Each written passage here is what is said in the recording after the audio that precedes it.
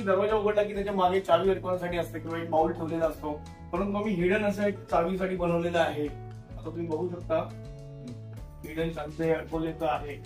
इथे अशी आपण चावी अडकवू शकतो. त्यानंतर ही चावी आतमध्ये गेली, परत आपल्याला हवं असेल तर अशी गेली.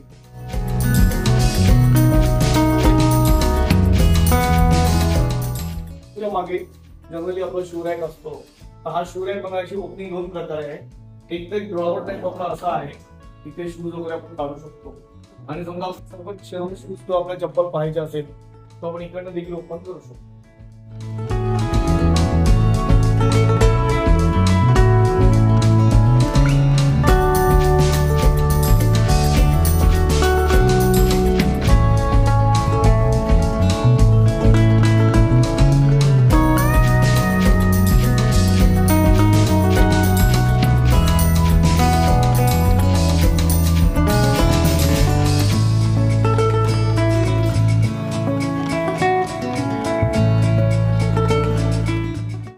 हायड्रोलिक ओपनेबल बेड आहे, पाहू शकतो.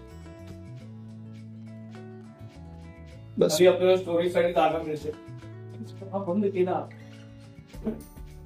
सॉफ्ट बोर्ड ठेवलेला आहे 3 फुटापर्यंत. आणि बॅक साईडला एक वॉर्म लाईट दिलेली, म्हणजे रात्री आपलं सगळं लाईट जेव्हा बंद असतील तर वॉर्म लाईट मध्ये वेगळ्या प्रकारचा उजेड येतो. त्याचबरोबर आम्ही फॉल सिलिंग त्याला बेडला साधेल अशी, म्हणजे त्याला जॉईंट करून अशी फॉल सिलिंग घेतलेली. हा प्रमाण मध्ये पाहू शकता राऊंड थीम दिलेली आहे. फॉल सिलिंग राऊंड आहे, साईडचा हेडबोर्ड राऊंड आहे, ड्रेसिंग टेबल राऊंड आहे आणि वॉर्डरोबचा सुद्धा एक साईडने राऊंड आहे. आपण ड्रेसिंग टेबल बनवलेला आहे. जनरली ड्रेसिंग टेबल हा रेक्टेंगलचा वगैरे असतो, पण आपण हा राऊंड मध्ये बनवला. हा पाहू शकता तुम्ही ड्रेसिंग टेबल. त्याचबरोबर इकडे बसण्यासाठी त्याच्यामध्ये तुम्ही बसू शकता.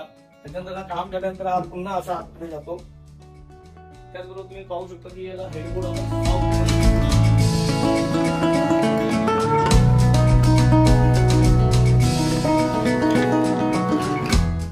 राऊंडची थीम असल्यामुळे आम्ही साईड सुद्धा राऊंड घेतलाय आणि इकडे जाण्या येण्यासाठी जागा मिळावी व्यवस्थित म्हणून. आणि ह्या साईडला आम्ही बाहेरचे आलेले कपडे आपण अडकवण्यासाठी जागा बनवलेली आहे.